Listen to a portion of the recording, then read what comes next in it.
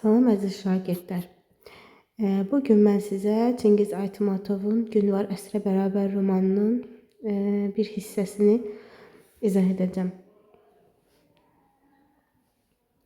Gün var əsrə bərabər romanı 1980-ci ildə yazılmışdır və Gün var əsrə bərabər romanından bir hissə olan Manqurt əsəri də məhz məktəblərdə keçirilir. İndi isə mən sizə deməli birinci hissənin izahını verəcəm. Bu yerlərdə qatarlar şərqdən qərbə, qərbdən də şərqə gedir. Gecə yarı kimisə yol dəyişən növbətçinin köşkünə tərəf tələsirdi. Yediqey o saat hiss elədi ki, gələn arvadıdır. Və bu gəliş elə-belə gəliş deyil. Onun bu gəlməyinə nəsə çox vacib bir səbəb var. Doğrudan da məlum oldu ki, gümanı düz imiş. Lakin iş üstü olduğuna görə yerindən tərpənə bilməzdi. Sonuncu vaqon da gəlib keçəndən yolda hər şeyin qaydasında olduğunu bələdçiyə işarə verəndən sonra tələsik arvadına tərəf döndü. Xeyr ola. Demək bu hissədə biz görürük ki, Yediqey obrazı və Yediqey artıq arvadının gəldiyini görür və bilir ki, nəsə bir şey baş verib. Buradan da məlum olur ki, doğrudan da elə idi, amma Yediqey yəni tərpənmir yerindən, çünki çox məsuliyyətli insan idi. Burada onun necə məsuliyyətli insan olduğu, necə öz işinin üzərində məsuliyyətlə dayandığını biz görmüş oluruq. Xeyr ola, qadın həyəcanla ona baxıb dodaqlarını tərpətdi. Nəsə pıçıldadı. Nə olub? Qazanqap ölüb. Nə vaxt? Elə indi baş çəkməyə getmişdim. Dedim görüm necədir, bəlkə bir şey zad lazımdır. İçəri girdim, gördüm işığı yanır. Uzanıb yerində. Amma saqqalı belə bir təhər dik durub. Yaxınlaşıb soruşdum ki, Qazi əkə, bəlkə sizə isti çay gətirim. Gördüm ki, demək bu hissəyə qədər bəzən uşaqlar səhv edirlər. Elə düşünürlər ki, səsi tutuldu, qəhər onu boğdu, qapaqları nazilib qızarmış gözləri doldu, içini çəkib yavaşdan ağlamağa başladı. Bu hissəni bəzən uşaqlar çaşır və elə bilirlər ki, bu Qazanqapa aid olan bir şeydir, səsinin tutulmağı, sonra qəhər onu boğmağı. Amma əslində burada Yediqeyin arvadının danışığıdır. Yəni ona görə də biz fikir verməliyik ki, bax burada səsi tutuldudan bu ağlamağa başladığı qədər məhz Yediqeyin deməli yoldaşının deyək ki, hərəkətləridir, belə deyək. Artıq o gedəndə görür ki, Qazanqap ölmüşdü. Sən bir adamın axırına bax. Necə insan idi, ölüb getdi.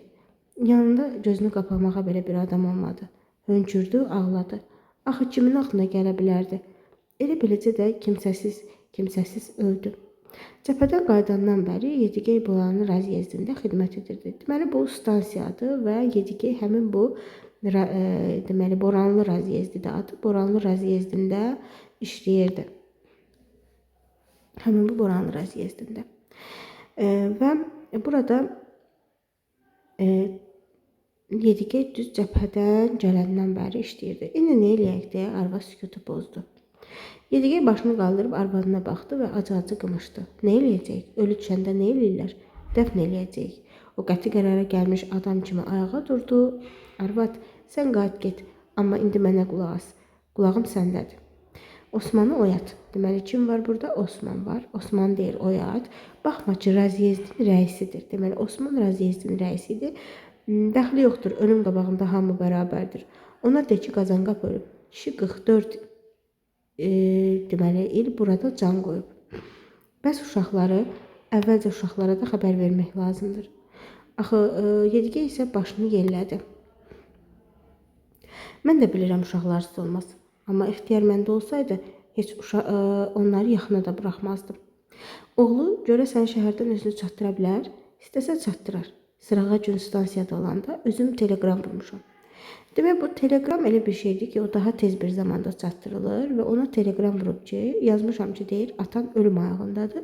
Daha bundan artıq nə yazmalı idim ona? Və burada tez, yəni çatırda telegram. O 2 gün bundan əvvəl vurub, hələ də gəlib çıxmamışdı. Demək ki, atasının ölümünə və yaxud da can verməsini deyilsə də ona laqeyd yanaşırdı. Amma adını deyir kişi qoysa, qonaq kimi dayanıb baxacaq. Kişi qoysa da, daha doğrusu qonaq kimi dayanıb baxacaq. Sən ləngimə get, necə demişəm, elə də elə. Kubala. Kubala yəni Yedigeyin yoldaşı. Yol alıb getdi. Sonra tərəddüdlə ayaq saxladı. Təzədən yola düzələndə Yedigey özü onu səslədi. Əvvəlcə növbətçi Şahmərdanın yanına get. Qoy mənim yerimə adam göndərsin. Sonra əvəzinə artıqlamasını işləyərəm. Kişinin cənazəsi bomboş evdə qalıb. Yanında da bir Allah bəndəsi yox. Belə şey olmaz. Elə-belə də deyərsən ona. Yedigey teleqraf dirəyinə söykənib fikrə getdi. Dəmir yolundan xeyli uzaqda otlayan dəvələrin tutqun qaraltısını seçə bildi. Onun dəvəsi sarı özəkdə yüyrəkliyi zoru ilə at çıxarmışdı. Öz sahibi kimi Boranlı Qaraner adı ilə tanınırdı. Demək, Yedigeyin dəvəsinin adı Boranlı Qaraner idi. Deyilənlərə görə nə vaxtlarsa Nayman ananın öz manqurt oğlunu axtardığı bu yerlərdə yarğan boyunca çox uzun bir yol keçəndən sonra daha Anabeytə bir şey qalmamışdı. Boranlı Yedigey gah saatına, gah da sarı özək üzərindəki günəşə baxıb fikirləşirdi ki, hələlik işlər öz qaydasında gedir. Ehsanda iştirak edəcək və Qazanqapı yad edə biləcəklər. Qabaqda Yedigey qotazlı tərlikdə bəzədilmiş Qaranerin üstündə, ondan sonra yedəkli traktor, lap arkada da Belarus ekskavatoru Anabeyt düzünə çıxdılar. Uşaqlar, bilirsiniz ki, burada Anabeyt qəbirstanlığının adı çəkilir. Anabeyt qəbirstanlığı isə Nayman ananın dəfn olunduğu bir qəbirstanlıq idi. Orada öldürülmüşdü öz oğlu tərəfindən. Manqurt yəqin ki, hissəsini bilirsiniz. Mümkün olduqca mən də bunun da izahını sizə verməyə çalışacağım. Burada gözləmədikləri maneəyə rast gəldilər. Tikanlı məftildən çəkilmiş çəpərlə rastlaşdılar. Göylərin altında yatıb qalmış böyük sarı özək düzlərinin sonu görünməsə də Anabeyt qəbirstanlığına yol yox idi. Hamı bu tikanlı çəpərin qabağına çaşıb qalmışdı. Deməli, Qazanqap vəsiyyət etmişdi ki, məni Nayman ananın dəfn olunduğu Anabeyt qəbirstanlığında dəfn edin. Amma burada Anabeyt qəbirstanlığında gördülər ki, tikanlı məftillər var və çəpərlər var. Ona görə də ora gedə bilmədilər. Tikanlı məftildən çəkilmiş çəpərlə rastlaşdılar. Göylərin altında yatıb qalmış böyük sarı özək düzlərinin sonu görünməsə də Anabeyt qəbirstanlığına yol yox idi. Hamı bu tikanlı çəpərin qabağında çaşıb qalmışdı. Sükutu birinci Caydak Ədilbəy pozdu. Nə var, Yedigey? Məcəl bu əvvəllər burada yox idi? Hə, heç izi tozu da yox idi. Birinci dəfədir görürəm. Belə çıxır ki, sahəni xüsusi məqsədlə çəpərə alıblar. Bəlkə kosmodrom üçündür, deyə Caydak Ədilbəy öz gümanını bildirdi. Belə görünür, kimin ağlına nə gəlir, onu da eləyir. Lənət şeytana, deyə Yedigey deyindi. Kosmodrom ümumiyyətlə yəni təyyarələrin, daha doğrusu raketlərin oradan səmaya buraxıldığı bir yer olmalı idi. Belə bir yer deyəsən düzəltmək istəyirdilər və belə görünür, deyir o da. Yedigey də deyir ki, belə görünür ki, bəli, kosmodrom eləyəcəklər. Yenə də sustular. Caydak Ədilbəy fikirləşib bir çıxış yolu axtardı. Yaxşı, indi nə cür olsun Yedigey? Məsləhətin nədir? Qəbirstanlığa başqa bir yoxdur, yol yoxdur. Olsun gərək, niyə də olmasın? Buradan sağa 5 kilometrlikdə yol var, deyə Yedigey ətrafına nəzər salaraq cavab verdi. Deməli, Anabeyt qəbirstanlığı Sarı Özək çöllərindəki bu qəbirstanlıqda Qazanqapı dəfn etmədilər. Amma yol yoxdur, tikanlı məftillər var. Ona görə ki, burada kosmodrom və yaxud da nəsə bir ehtimaldır ki, nələrsə düzəltmək istəyirlər. Ona görə də onlar bir yer tapa bilmirlər. Bu zaman Yedigey də ətrafına nəzər salıb və baxır ki, deyir ki, bir neçə sağa və 5 kilometr sağ tərəfə belə bir yol var. Yəni başqa yol da var. Ona görə təzədən yola düzəlirlər. Düz şlaqvamın üstünə çıxdılar. Şlaqvam da bilirsiniz də belə bir deyək ki, maneədir. Həmin o maneənin açırlar, maşınlar gedir və yəni bağlayırlar, maşınlar dayanır orada. Yəni bir çəpər kimi bir şeydir, amma daha hündür olmayan bir hissədir də, maneədir. və onlar yaxınlaşmasıyla gözətçi postundan cavan bir çiynindən üzü aşağı avtomat sallanmış bir əskər çıxdı. Salam deyə əlini gicgahına aparıb rəsmi təzim elədi. Yəni o əskərlərin verdiyi təzim kimi. Hələ də uşaqlıq yağan açıq mavi gözləri ilə Yediqəyə baxıb soruşdu. Kimsiz, hara gedirsiniz? Demək, orada postlar var və qoymurlar həmin insanları Sarı Özək qəbirstanlığına, Anabeyt daha doğrusu qəbirstanlığına getməyə. Burada bir belə deyək, gözətçi var və gözətçi də onları görüb deyir ki, siz hara gedirsiniz? Biz buralıyıq saldat deyə Yediqey onun uşaq ciddiyətinə baxıb gülümsündü. Ölü aparırıq. Qocalarımızdan biri rəhmətə gedib. Bizim qəbirstanlıqda bastırmaq istəyirik. Buraxılış vərəqəsi yoxdursa olmaz. Bu sahə nəzarət altındadır deyə əskər məsələnin nə yerdə olduğunu başa saldı. Bunu başa düşürəm. Axı biz qəbirstanlığa gedirik, lap yaxındadır. Burada nə var ki, bastırıb qayıdarıq. Demək, həmin şlaqbauma rast gəldikdə oradakı bir əskər icazə vermir ki, Yediqey və onun başına yığdığı insanlar aparıb Qazanqapı bastırsınlar.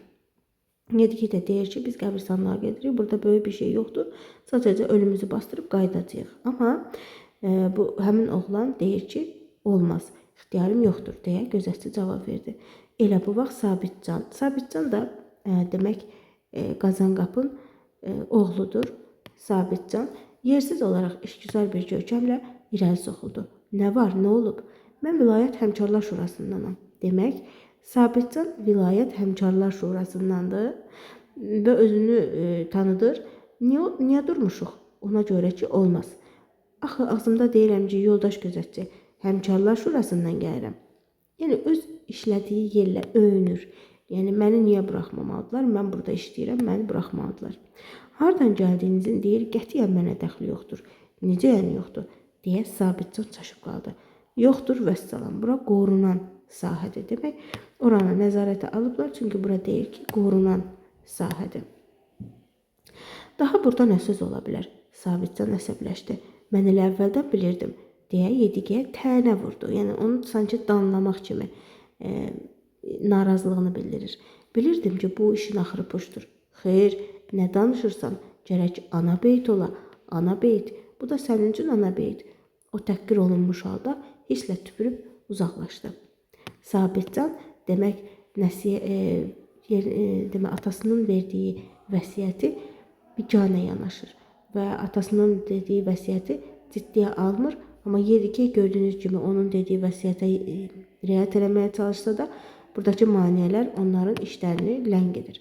Yediqey deyir, bağışla oğlum, bir ata kimi əskərə üst tutdu. Yəni oğlana deyir, aydın işdir, sən xidmət başındasan. Amma indi bu mərhumu nə cür eləyək? Axı kötük deyil ki, atıb çıxıb gedək. Sabitcan getdikcə qızışırdı. Axı Caydaq Ədilbəyə yaxınlaşdı.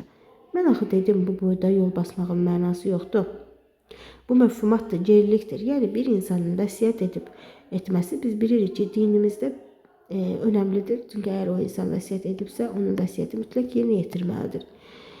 O isə Sabitcan isə bildirir ki, məfhumatdır bu gerilikdir. Demək, öz keçmiş adət-ənənələrini, özünün keçmişini, necə deyək, milliyyətini danan bir insandır. Bir növ belə deyək ki, manqurtdur. Özünü də, bizi də demək işə saldı. Yəni öz atasına deyirik, özünü də bizi də işə saldı. Ölünü harda quyulayırsan quyula. Yəni quyulamaq, yəni quyuqaz bastır orada. Nə fərqi var? Xeyr, ölsən də, partlasan da gərək Anabeyt ola. Sən də bu yandan ona qoşuldun. Çıx get, sənsiz dəfn eləyərik. Demək, Caydaq Ədilbəyə bunu deyir. Deyir ki, sən də bir yandan qoşuldun, sən də çıx get, sənsiz dəfn eləyərik. Hə, indi elə görüm, necə eləyəcəksən? Caydaq Ədilbəy cavab verməyib uzaqlaşdı. Caydaq Ədilbəy də ona heç bir cavab vermir. Amma burada Caydaq Ədilbəy qovur, amma o Caydaq Ədilbəy ona heç bir söz demir. Mənə bax dostum deyə o şlaqbama yaxınlaşaraq müraciət etdi.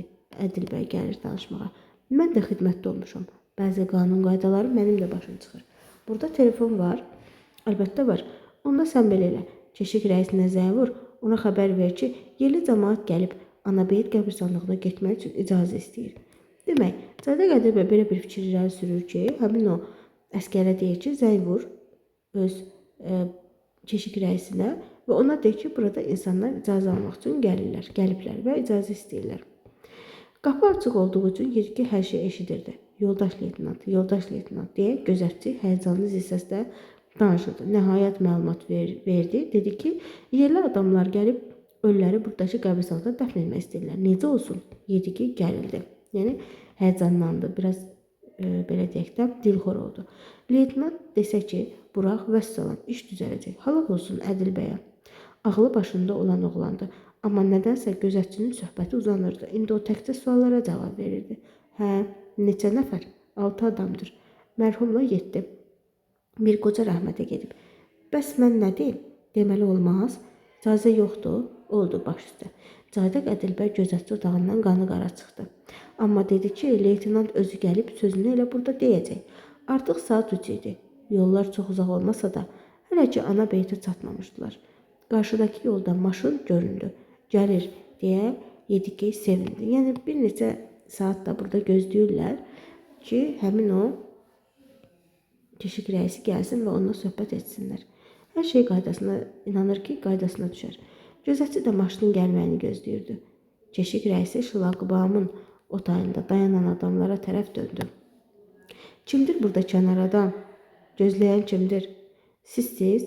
Deyə Boranlı Yedikeyə müraciət etdi.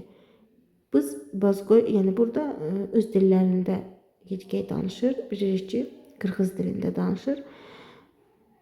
Deyir ki, hə bizik oğlum, bizi Anabeyt qəbirstanlığına buraxmağa kömək elə oğlum, deyə Yedikey ordenlərini cavan zabitə göstərməyə çalışdı. Bu leytenant Tansıqbayeva heç bir təsir göstərmədi. Bax, ikinci manqurtumuz da bu Tansıqbayevdir. Tansıqbayev öz dilində indi görək nə deyir. Deyir, yoldaş kənar adam, mənimlə rus dilində danışın. Mən xidmət vəzifəsi başındayım deyə xəbərdarlıq etdi. Görürsünüz, burada artıq öz dilində danışmağı özünə ar bilir. Bəli. Yoldaş kənar adam deyir, mənimlə rus dilində danışın. Yedikey leytenant Tansıqbayevin üzünə baxır və görürdü ki, bu işdən bir şey çıxmayacaq. O şlaqbamın o tərəfində dayanmışdı ki, elə belə formal olaraq kənar adamların şikayətinə qulaq assın. Alçalıb pərt olmuş Yedikey tədricən qəzəbləndiyini hiss edirdi. Amma iradəsini toplayıb özünü təmkinli saxlamağa çalışırdı.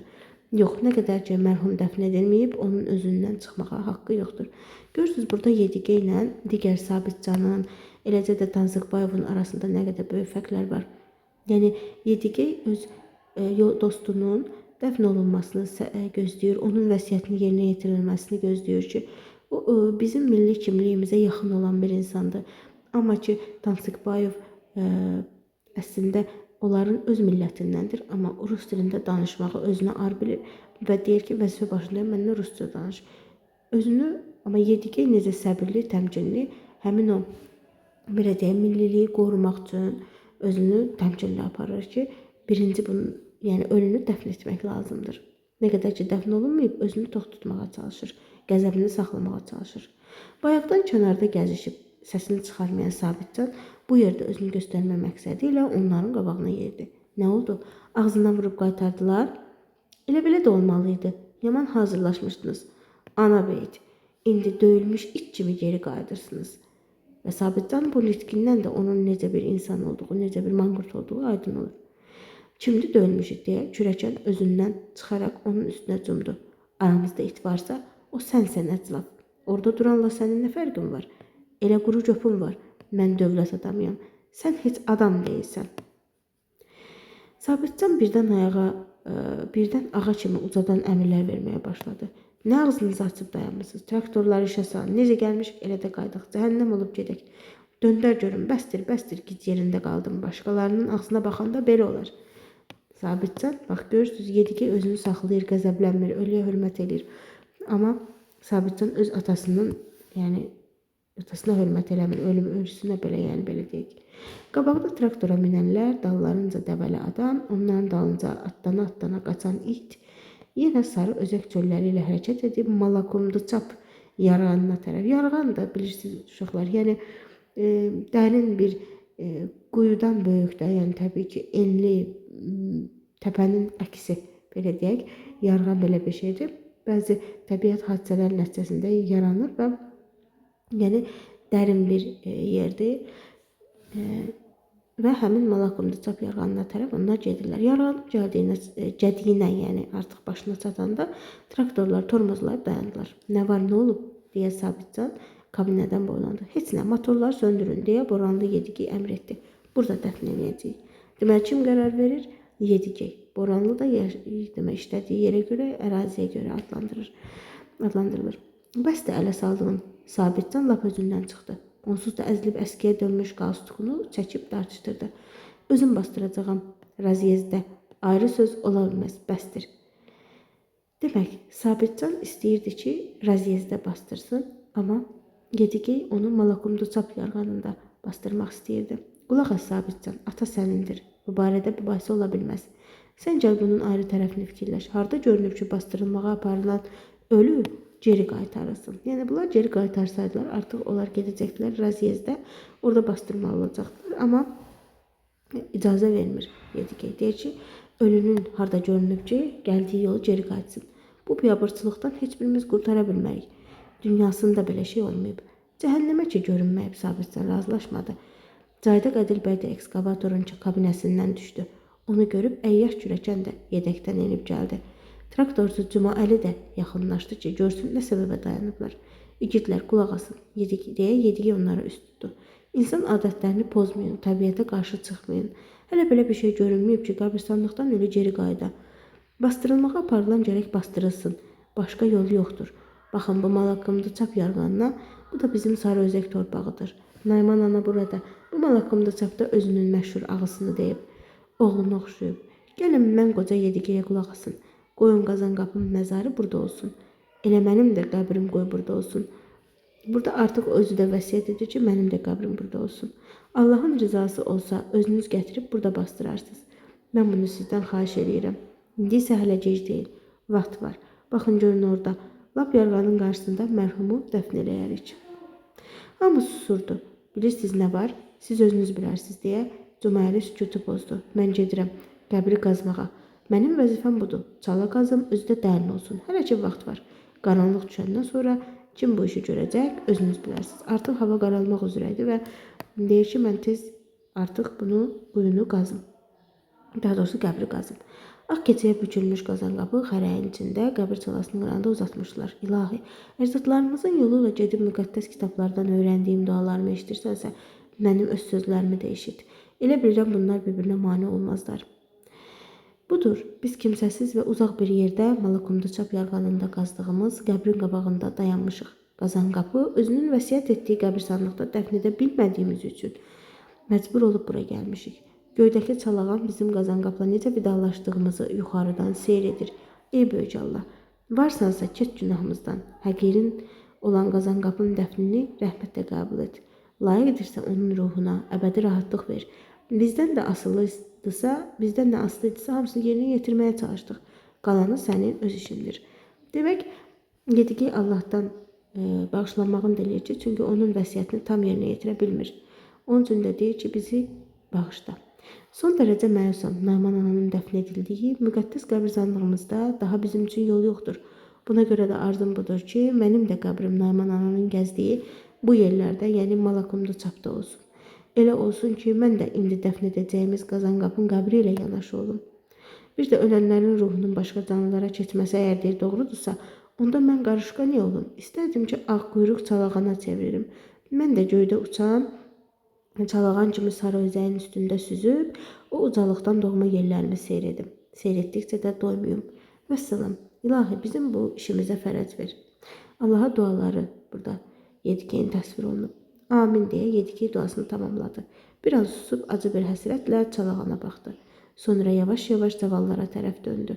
Allahla ünsiyyət tamam olmuşdu. İndi onun qarşısında bu qədər ləngimiş dəfn mərasimini tamamlamaq üçün gələn həmin 5 adam dayanmışdı. Onların hərəsi qəbrə bir ovuz. Yəni burada artıq ölünü dəfn edirlər və artıq vaxt daralır. Onlar çıxıb gedirlər. Traktorlar aşağı enənəcən Yedigey Qaranəli yedəkləyərək Sabitcanla yanaşı gedir. Və onu narahat edən bir məsələ haqqında danışmaq istəyirdi Sabitcanla. Deyir ki, əlimiz boşaldı və sənin də bu məsələdən söhbət etmək istəyirəm. qəbirstanlıq işini neyniyək? Ana beyti deyirəm. Necə yəni deyir, neyniyək? Burada heç bir baş döndürmək lazım deyil deyə Sabitcan cavab verir ki, artıq bunu ləğv eləyəcəklər. Yəni heç Sabitcan bununla bağlı heç bir iş eləmək istəmir. Addım atmaq istəmir. Və o da deyir ki, mənə kömək elə, gedək danışaq ki, yəni ana beyti yerlə yeksan eləyəcəklər. Yəni onu eləməyini istəmir. O da deyir ki, mən getməliyəm, mən ailəm var, uşağım var, mən o dəqiqə getməliyəm. Onu istərsən ki, burada deyir, zəng çalıb məni işindən çıxarsınlar. Və onunla da Yediqey artıq başa düşdü ki, bunun söhbəti bitdi. Ehsanı verək və Allahın köməkliyi ilə bir də səninlə görüşməlik deyir. O da deyir, bəlkə də. Onlar gedib çıxıb gedirlər və gedəndən sonra Yediqey bir müddət qalıb nə edəcəyini fikirləşir, amma Boranlı Yediqey peşman idi ki, niyə bu söhbəti Sabitcanla elədi? Demək, peşman olur Sabitcanla bu söhbət elədiyinə. Amma fikirləşirdi ki, o bəlkə də savadlı insandır, bəlkə də asanlıqla onunla dil tapa bilər, amma gördü ki, bu demək, uyğun gəlmir, onunla danışıqları tutmur. Manqurtsan ki, deyir manqurt, xalis manqurtsan. O qəzəblə pıçıldadı və o həm qəzəblənirdi, həm də acıyırdı.